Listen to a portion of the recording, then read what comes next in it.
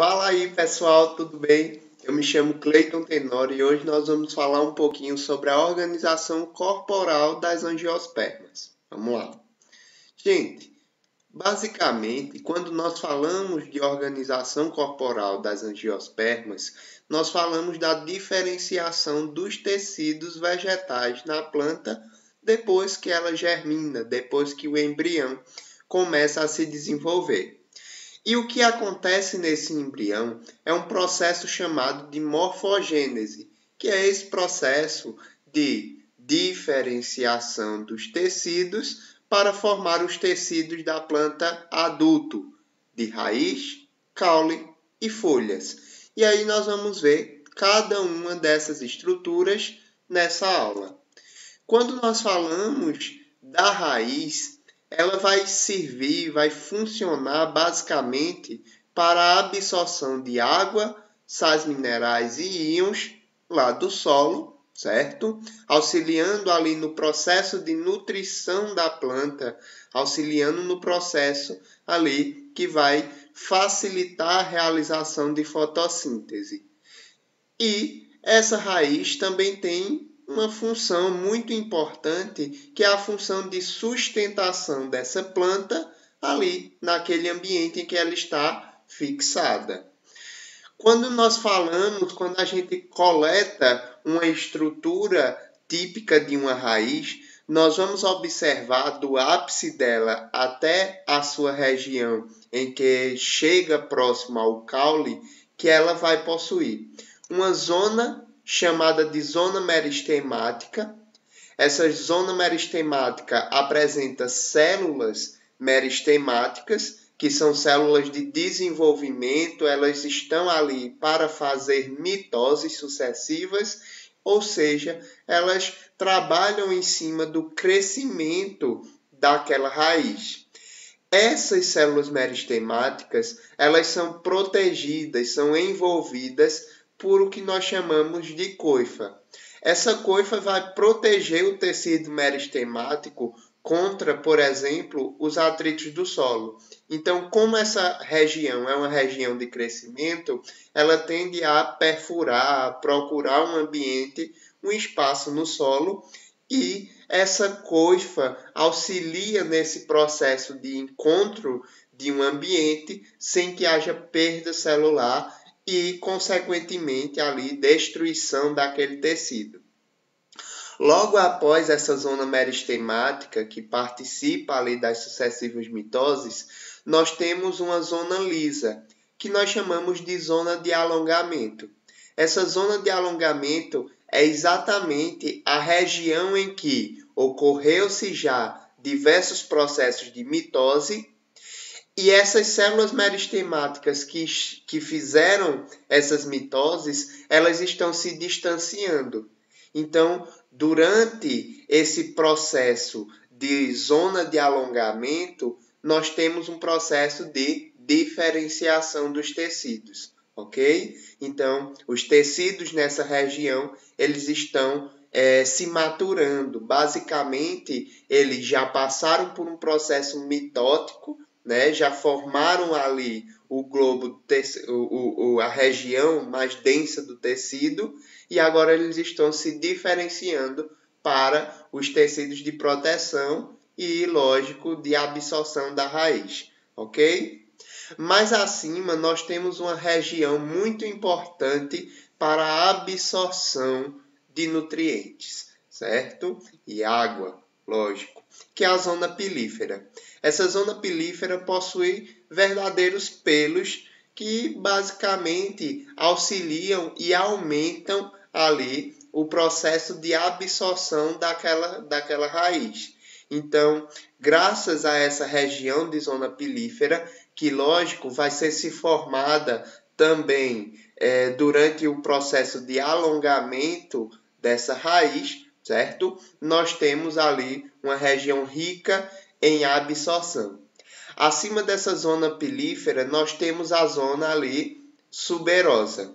Essa raiz suberosa, ela já possui um determinado período de vida mais alongado, e é nela que surgem as ramificações das raízes, e o que nós chamamos de raízes secundárias, certo? Já que essa região aqui já perdeu a capacidade máxima de absorção dessa raiz, é interessante que ela aumente e continue funcionando através ali das raízes secundárias, que vão mais uma vez apresentar também uma zona meristemática, uma zona de alongamento e uma zona pilífera ali da raiz, ok?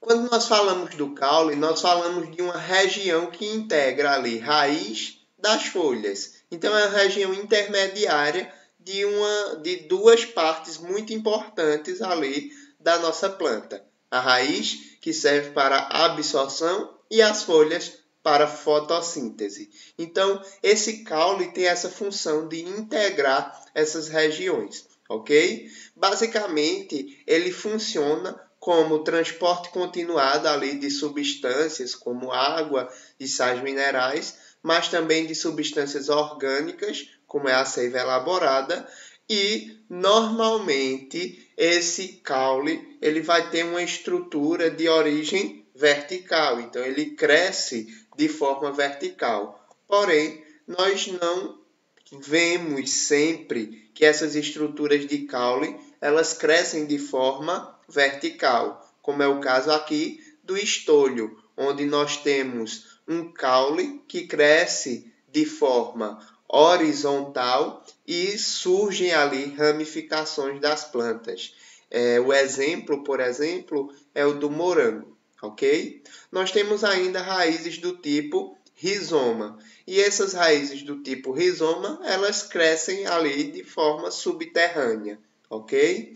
E aí, dentro dos caules que crescem de forma vertical, nós temos uma diversidade desses caules, como, por exemplo, os caules de haste, que são caules mais finos, muitas vezes esverdeados, e que fazem também, junto das folhas dessa planta, fotossíntese.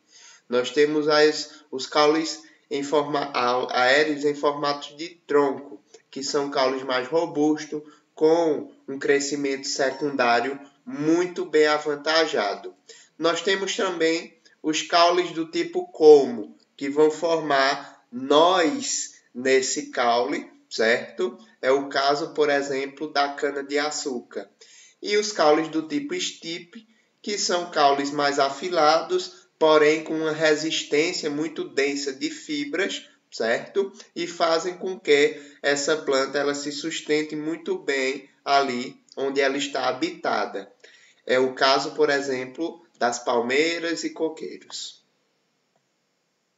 Basicamente, quando nós falamos de uma estrutura caulinar, nós lembramos do ápice caulinar, porque é a região mais jovem daquela região da planta, ok? Então, basicamente, nós temos nessa região do ápice caulinar os meristemas apicais, que são as células que vão gerar o crescimento ali daquela planta.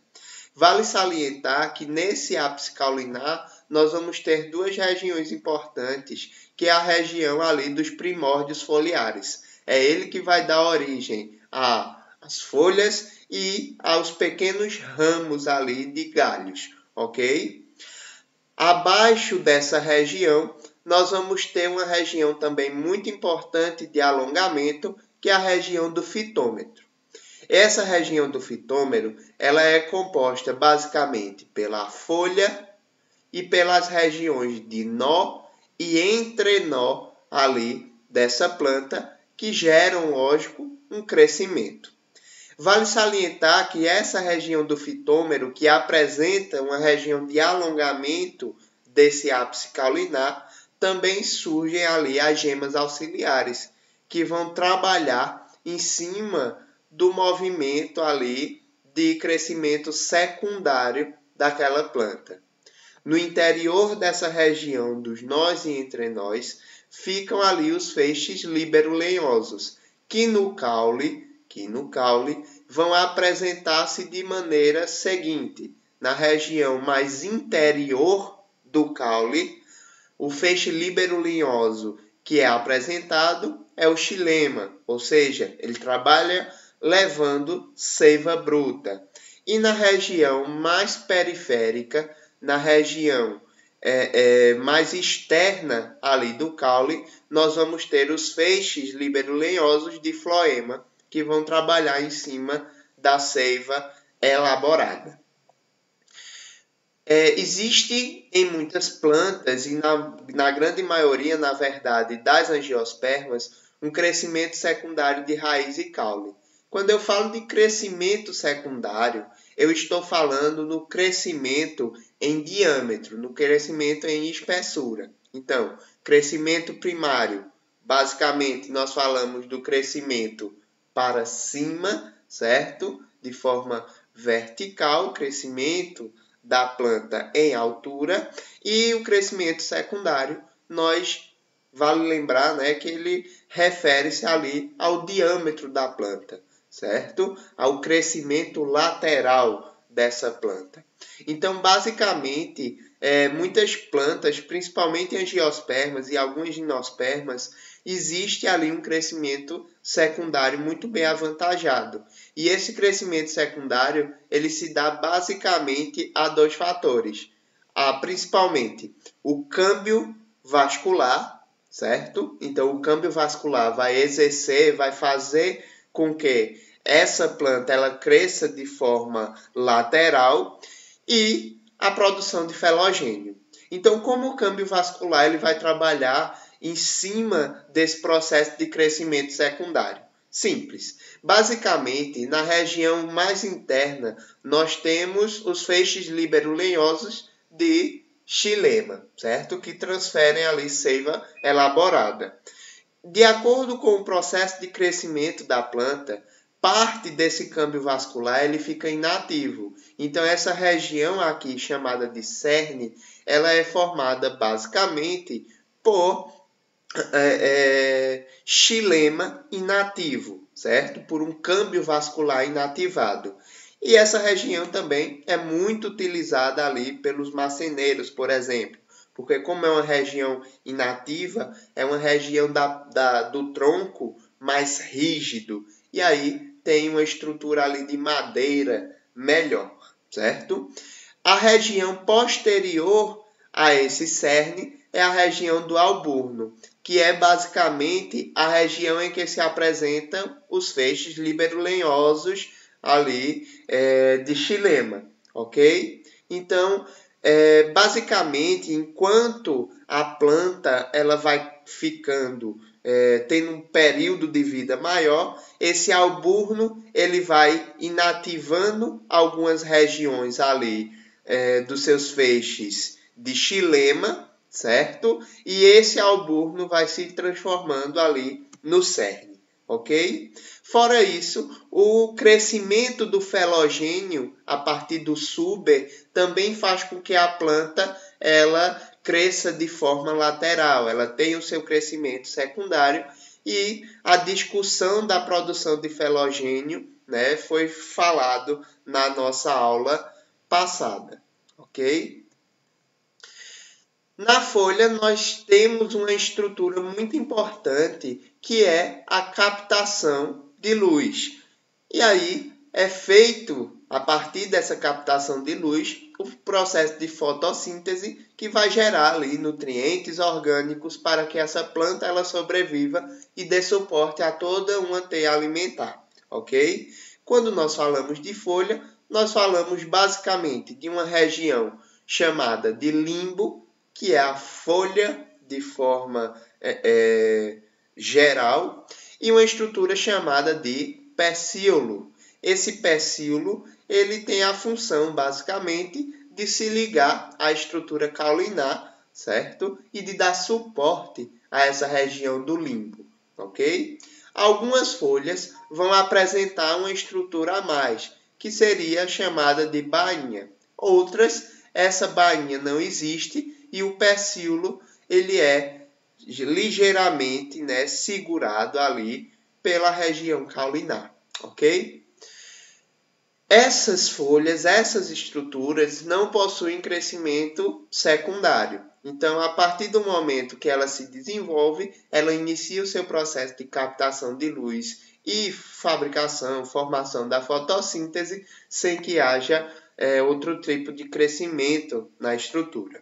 Basicamente, a folha apresenta algumas estruturas de proteção, como é o caso da cutícula, que vai permitir com que a água que chegue até essa região, ela não seja evapotranspirada de forma mais fácil e aí a planta ela perca algo muito importante para ela, que é a água.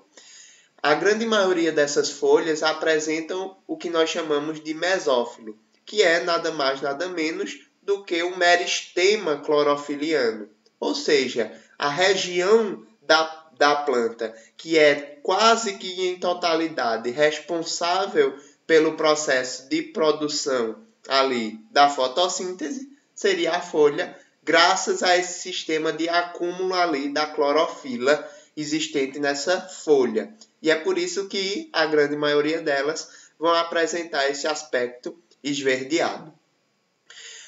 Quanto aos feixes ali de vascularização, nas folhas existem o que nós chamamos de nervuras foliares. E aí nós temos dois tipos básicos de nervuras foliares. A primeira é a que nós chamamos de paralelinérvia, que é aquela mais típica e que nós gostamos de desenhá-la, onde nós temos uma nervura principal e nervuras secundárias que vão nutrir e receber, na verdade, água e sais minerais e levar ali a seiva orgânica para o resto da planta.